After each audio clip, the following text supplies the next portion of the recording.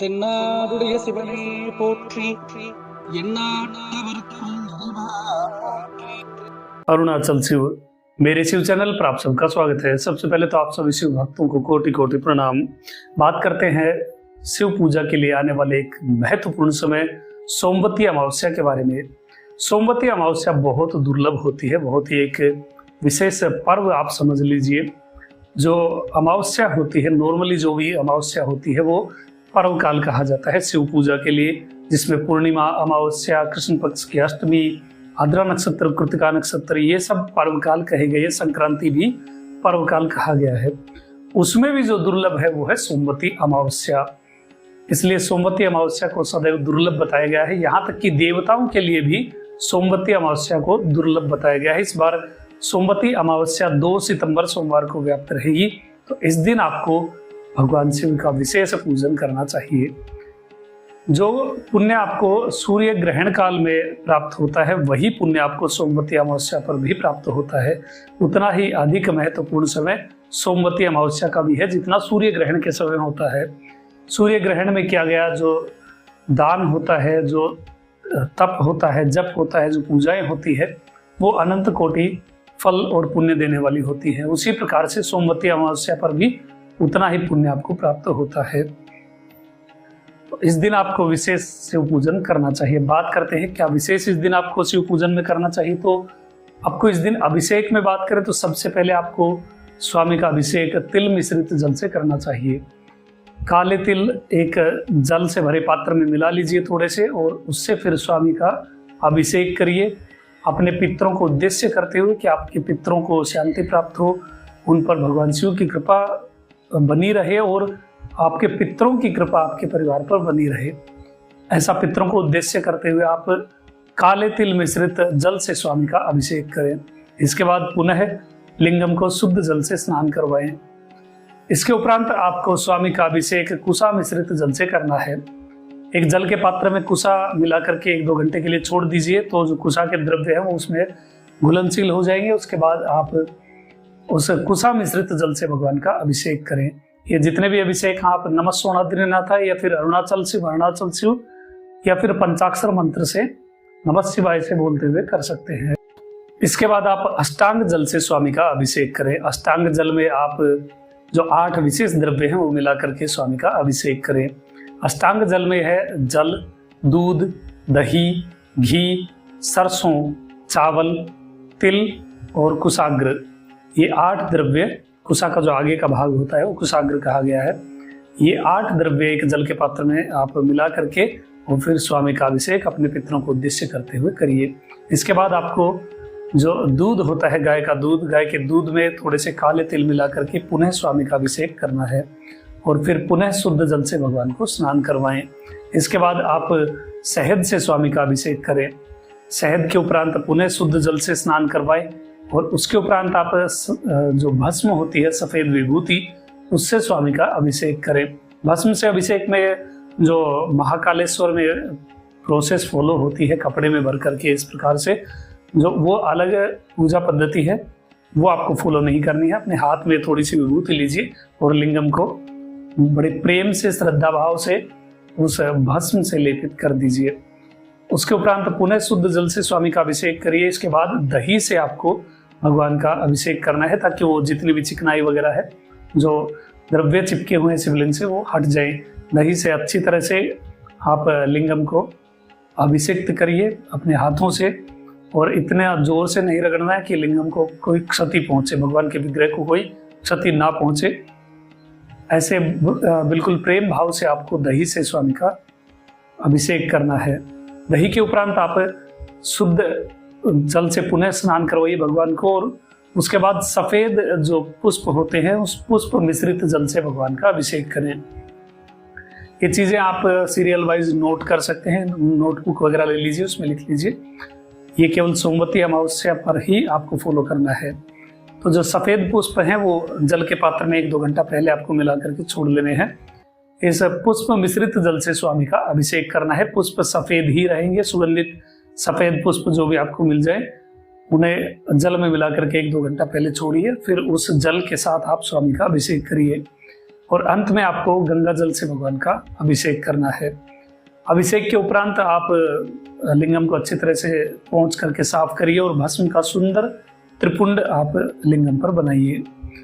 5 दीप आपको पंच महाभूत लिंगम के नाम से शिवलिंग के आसपास में चारों दिशाओं में। इसके बाद आपको इस सोमवती अमावस्या पर 11 पाठ शिवलिंग के समक्ष बैठ करके अरुणाचल अष्टकम के करने हैं। अपने पितरों को उद्देश्य करते हुए आप भगवान की प्रसन्नता हेतु 11 पाठ अरुणाचल अष्टकम का आपको करने हैं। और 11 पुष्प आप रख सकते हैं, 11 बिलपत्र रख सकते हैं। जैसे ही एक पाठ पूरा हो, एक पुष्प या एक बिलपत्र शिवलिंग पर चढ़ाइए। और ये जो स्तोत्रम के पाठ होंगे, आपको प्रारंभ करने से पूर्व स्वामी को बोलना है कि ये पाठ आप अपने पितरों की कृपा प्राप्ति हेतु और आपकी कृपा हमारे पितरों पर बनी रहे, ऐसा उद्देश्य करते हुए 11 पाठ आपको शिवलिंग के समक्ष बैठ करके अरुणाचल अष्टकम के पाठ करने हैं। अरुणाचल स्मरण मात्र मुक्ति प्रदायक है और अरुणाचल की महिमा तो अनंत है। हर वीडियो में बताने का मन करता है, किंतु टॉपिक दूसरे हो जाते हैं, इसलिए उन पर ज़्यादा फोकस करना होता है। तो अरुणाचल महिमा अनंत है। अरुणाचल अष्टकम के पाठ आप 11 करिए अपने पितरों को उद्देश्य के लिए। और इसके उपरांत जो शिव भक्त संस्कृत पढ़ना नहीं जानते हैं, अरुणाचल अष्टकम का पाठ नहीं कर सकते हैं, ऐसे शिव भक्त 1000 बार शिवलिंग के समक्ष बैठ करके अरुणाचल शिव अरुणाचल शिव अरुणाचल शिव का नाम जाप कर सकते हैं, बोल कर सकते हैं, क्योंकि ये नाम है भगवान का। अरुणाचल शिव का आप कीर्तन भी कर सकते हैं और पूर्ण रूप से अरुणाचल महिमा में डूब जाइए, अरुणाचल के हो जाइए। और स्वामी की कृपा हुई तो शायद अरुणाचल में आपकी यात्रा कभी संभव हो, क्योंकि अरुणाचल में कोई जा नहीं सकता, अरुणाचल स्वयं उन्हें बुलाते हैं। तो अरुणाचल शिव कम से कम 1000 बार आपको इस नाम का जाप सोमवती अमावस्या के दिन करना है। और साथ ही आपको इस दिन मौन रहना है। मौन जितना आप रहेंगे उतना आपके लिए बेनिफिट होगा, उतना आपको लाभ होगा। इस दिन एक वैसे बहुत कुछ बोलते रहते हैं, तो एक दिन थोड़ा कम बोल करके देखिए। मौन रहते हुए पूरा दिन शिव में होकर के बिताइए। और मौन का अर्थ ये नहीं कि बिल्कुल गुमसुम बैठ के, मौन का अर्थ है हृदय में अरुणाचल शिव अरुणाचल शिव अरुणाचल शिव, या नमः शिवाय नमः शिवाय नमः शिवाय। आपके सांस छोड़ने में शिव का नाम हो, आपका सांस लेने में शिव का नाम हो, इतना शिव में होकर के रहिए। कम से कम एक दिन तो ये प्रैक्टिस करके देखिए।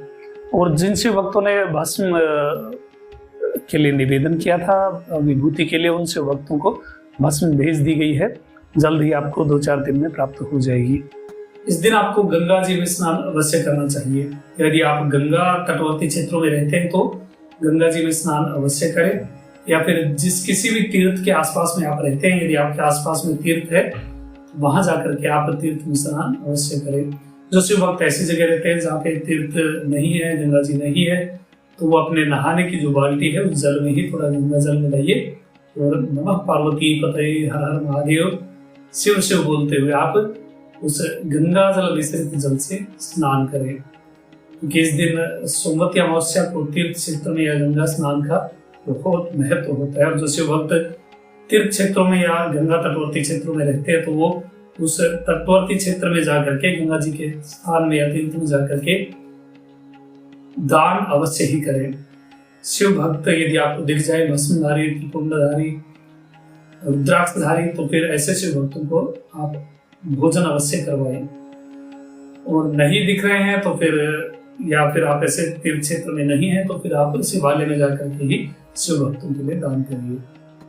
एक बहुत अच्छी खबर ये है कि एक बहुत ही प्राचीन मठ के अधिपति और जो मोदी जी को जिन्होंने सेंगोल दिया था, उस समूह में सम्मिलित एक आदिनम, जो ऐसे संत बहुत दुर्लभ होते हैं।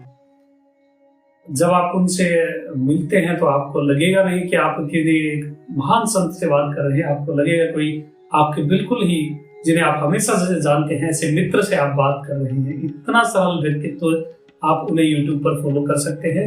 ये हम पर अनुग्रह करके ही उन्होंने इस चैनल को क्रिएट किया है।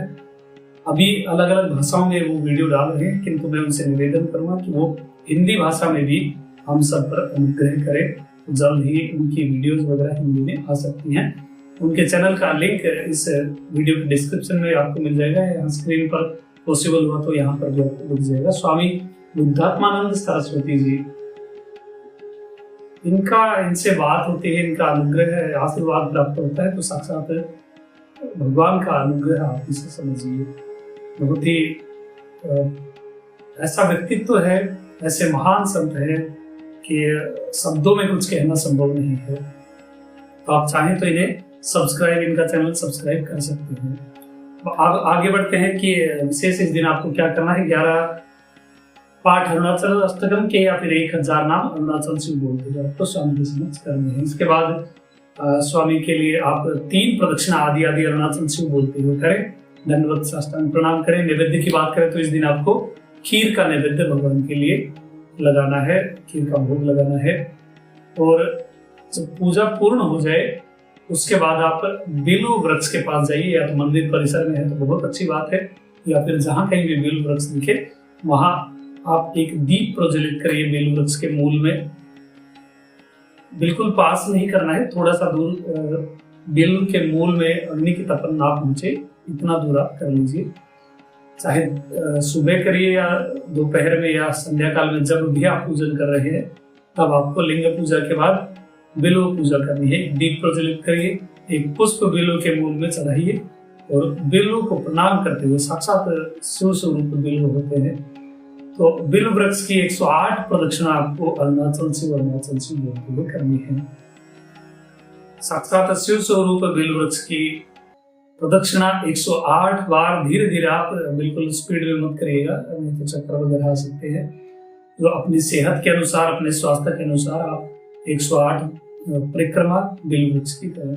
और जो बुजुर्ग हैं, जो ज्यादा चल फिर नहीं सकते हैं, तो ऐसे शिव भक्त 21 बार या 7 बार प्रदक्षिणा करें। अरुणाचल शिव, हर एक कदम पर आपको अरुणाचल शिव बोलते हुए प्रदक्षिणा करनी है। इस प्रकार से आप बेलू वृक्ष की पूजा करें और 108 बार सोमवती अमावस्या के दिन बेलू वृक्ष की प्रदक्षिणा करें। इस दिन आपको शिव भक्तों के लिए दान अवश्य करना है। आप वस्त्र दान कर सकते हैं, अन्न दान कर सकते हैं, या फिर जो बिल्कुल जिन्हें आवश्यकता है ऐसे भक्तों को, ऐसे शिव भक्तों को आप धन दान भी कर सकते हैं, वो आपकी श्रद्धा के ऊपर है। और एक कार्य आप ये भी कर सकते हैं, घर पर जैसा आप खीर बना लीजिए, एक थोड़ी ज्यादा मात्रा में खीर बना करके आप शिवालय में ले जाइए और बाहर एक टेबल या स्टूल वगैरह जो कुछ भी उस पर रख लीजिए उस पात्र को। और मंदिर में आने वाले शिव भक्तों को आप दोना पात्र में भर करके खीर निवेदित कर सकते हैं। इससे आपका अन्नदान भी हो जाएगा और स्वामी की प्रसन्नता भी हो जाएगी, स्वामी का अनुग्रह भी आप पर होगा। क्योंकि शिव भक्तों को दिया गया दान अक्षय होता है, वो आपको शिवलोक की प्राप्ति करवाता है। इसलिए इस प्रकार से आप खीर का अन्नदान भी शिवालय में जाकर के कर सकते हैं। तो ये थी जानकारी सोमवती अमावस्या के बारे में। सभी शिव भक्त इस दिन शिव पूजा अवश्य करें, लिंगार्चन अवश्य करें और शिव भक्तों को दान अवश्य करें। अभी तक के लिए इतना ही। आपका दिन शुभ हो, महादेव कृपा करें। अरुणाचल शिव।